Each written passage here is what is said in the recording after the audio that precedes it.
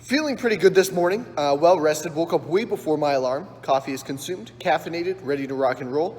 Shoulders feeling relatively good considering the kink in my neck that I had over the last couple of weeks.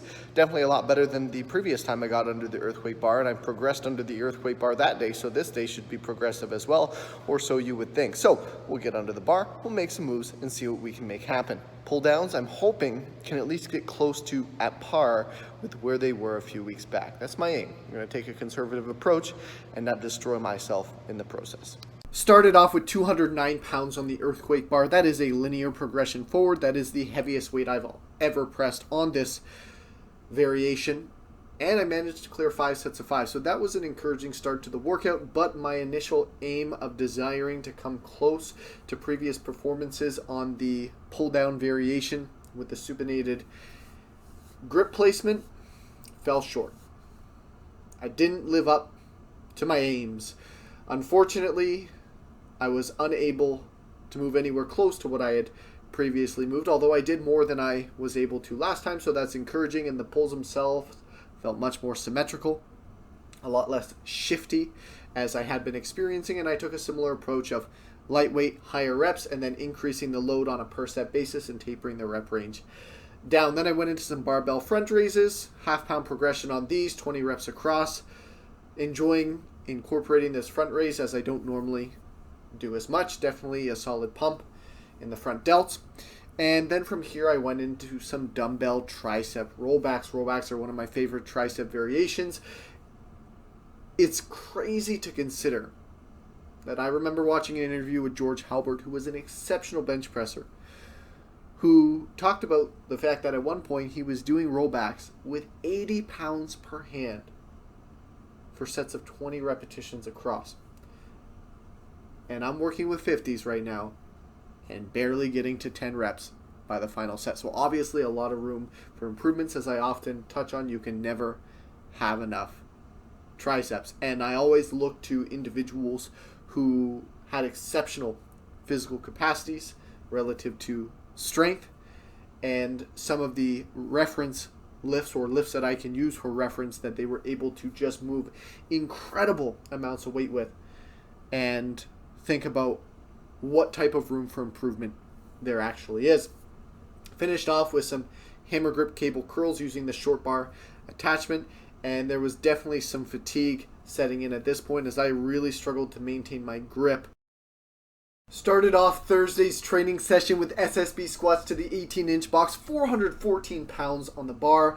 I don't even care that this is a partial range of motion. Anytime I'm doing any squat variation north of 400 pounds, I feel pretty freaking strong.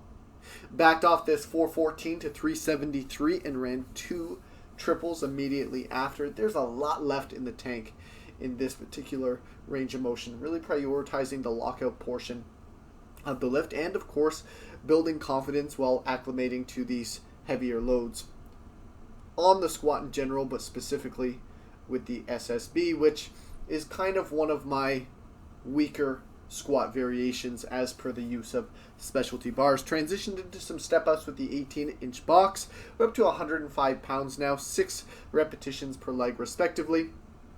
Not going anywhere close to failure with these, building confidence stepping up to such a height with a load on my back, which if you've never done it before is kind of awkward. Then ran some stiff leg deadlifts. We're north of 2 plates now on the stiff leg deadlift for sets of 10 across, building up the load and the volume on these. And let me tell you, it doesn't seem to matter how often I do stiff leg deadlifts, the DOMS consistently hits in the hamstrings, glutes, and lower back. 1 to 2 days after, finished this upper body training session with some static holds. We got the single arm frame hold going, 70 pounds for 30 seconds per hand. Super easy, but building up that grip strength slowly and rebuilding that grip strength in that weaker arm.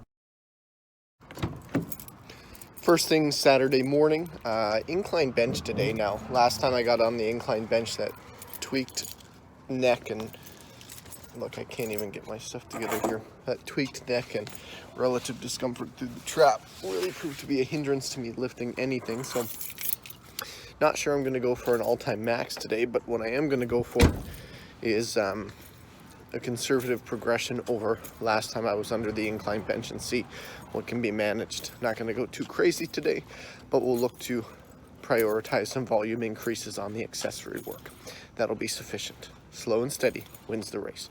So I realized I said I wasn't going to hit any top end sets, but I managed to crank out an all-time 10 rep max on the incline bench, 171 pounds for a set of 10. But I will clarify that this is kind of a loophole considering I haven't done a 10 rep max in almost forever. And as a byproduct, my top end strength has increased so much in lower rep ranges that on paper I should be able to do quite a bit more weight, closer to 205 pounds for 10 repetitions. However, last time I did a 10 rep max, it was 170 pounds, so I put 1 extra pound on the bar, cleared the easy PR.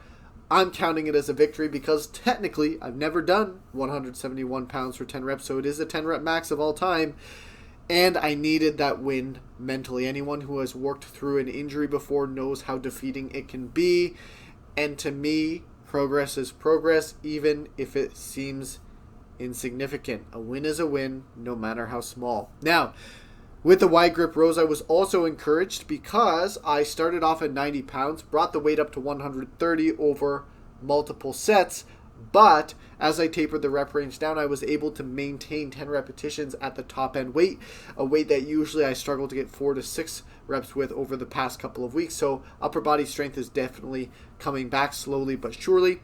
Hammered the triceps here with the straight bar press down, 65 pounds for 4 sets of 20 to 25. Cleared 25 across, but on the final set, my triceps were basically shot, and I barely squeezed out the minimum. Now, from here, I went into barbell curls, 76 pounds on the bar.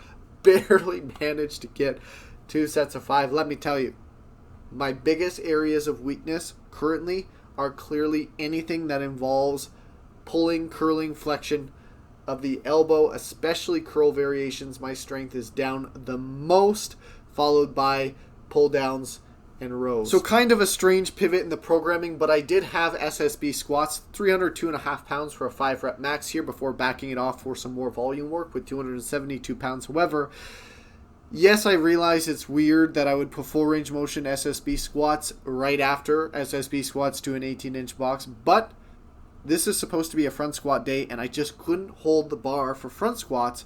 And I started to realize this last week. It's so awkward for me. I just struggle through the entire workout, or at least the working sets of front squats, and it's not really productive. And I wanted to do something productive, and I wasn't really thinking that I had done these earlier in the week. So on the fly, I just threw them in and knew that I could make some progress on those SSB squats, and I did, so that's good.